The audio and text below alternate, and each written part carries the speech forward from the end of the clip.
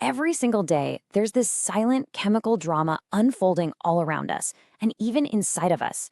It's a classic story, really. Opposites attract. And it's this fundamental reaction that literally creates the world as we know it.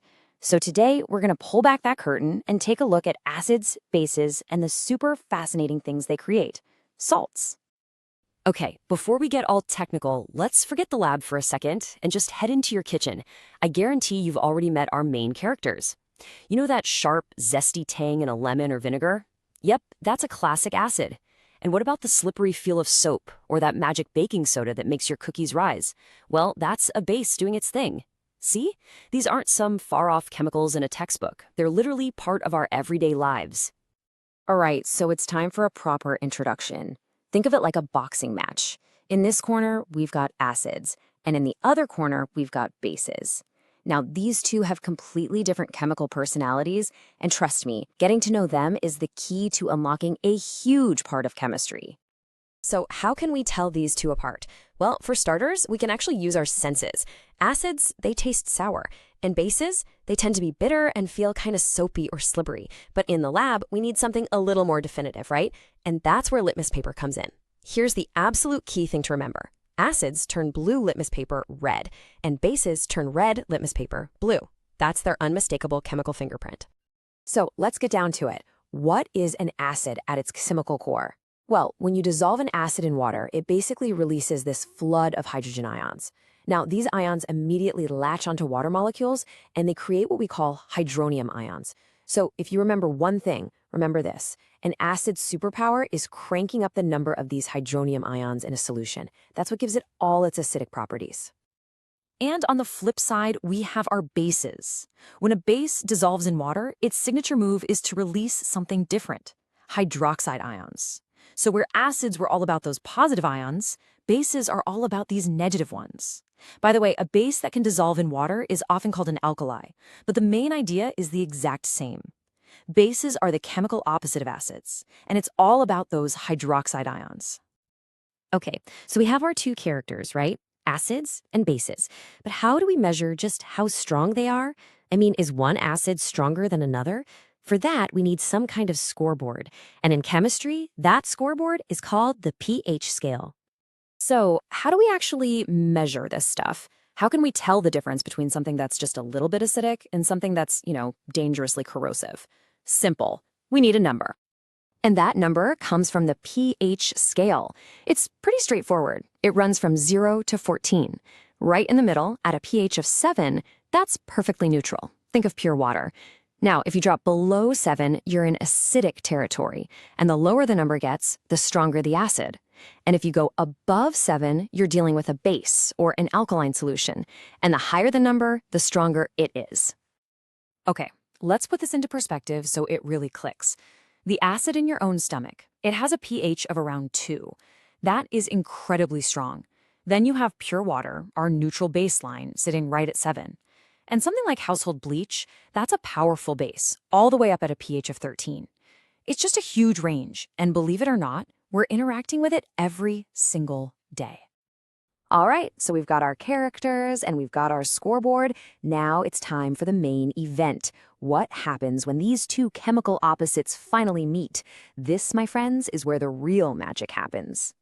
This is honestly one of the most elegant and fundamental reactions in all of chemistry. It's so simple. When an acid and a base react, they neutralize each other. And the products of this reaction are always the same two things, a salt and water. That's it. Simple as that. So what's actually happening on a molecular level?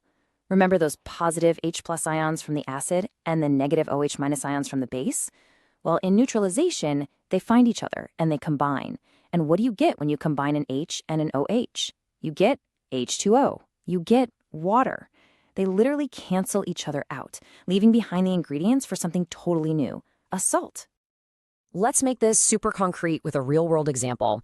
Okay, imagine we take sodium hydroxide. That's a really strong base, and we mix it with hydrochloric acid, a very strong acid. What happens? They neutralize each other and produce sodium chloride, yep, ordinary table salt, and plain old water.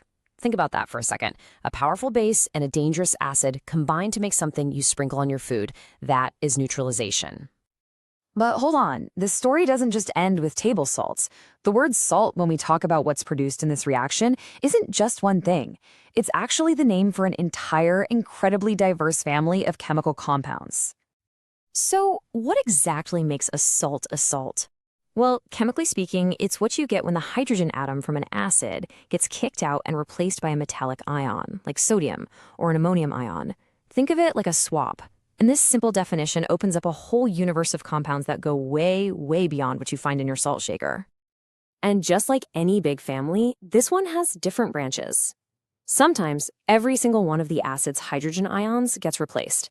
That creates what we call a normal salt, like our good friend sodium chloride. But other times, the reaction is only partial, and you can end up with salts that are actually still a little bit acidic or even a little bit basic. It all just depends on the specifics of how that acid and base reacted. Okay, now here's where chemistry likes to throw us a curveball, just to keep us on our toes. You look at this molecule here, phosphorus acid, and you see 3 hydrogen atoms, right? So you'd think it can give up all 3. But not so fast. It turns out only the hydrogens that are attached to an oxygen atom are actually replaceable. That one lonely hydrogen bonded directly to the phosphorus atom in the middle, yeah, it's stuck. It's not going anywhere. This means the acid is dibasic. It can only release 2 of its hydrogen ions, not 3. It's a fantastic reminder that in chemistry, the actual structure of the molecule is everything. So we know what salts are, but how do you actually go about making one in a lab? Well, let's walk through a classic chemical recipe. Okay, let's say we want to make a soluble salt from an insoluble base. Here's how you do it. First, you gently heat up your dilute acid in a beaker. Step 2, you start adding your base, in this case copper oxide, and you keep adding it and stirring until no more will dissolve. This is super important. You want to add an excess of the base to make sure every last bit of that acid gets neutralized. Step 3, you filter the whole mixture to get rid of all that leftover solid base. What you're left with is a pure solution of your salt. From there, you just gently heat that solution to evaporate some of the water and concentrate it. And finally, you let it cool down. And as it cools, you'll start to see these beautiful, pure crystals of your salt forming right before your eyes. So you see, this whole dance between acids and bases, it's not just something that happens in a chemistry lab. It's happening right now all around us. It's in the soil that grows our food, it's happening in the oceans, and it's happening inside our own bodies. It is this fundamental chemistry of opposites that creates balance and literally builds our world. So the real question I have for you is this. Now that you know what to look for, how many of these hidden reactions will you spot today?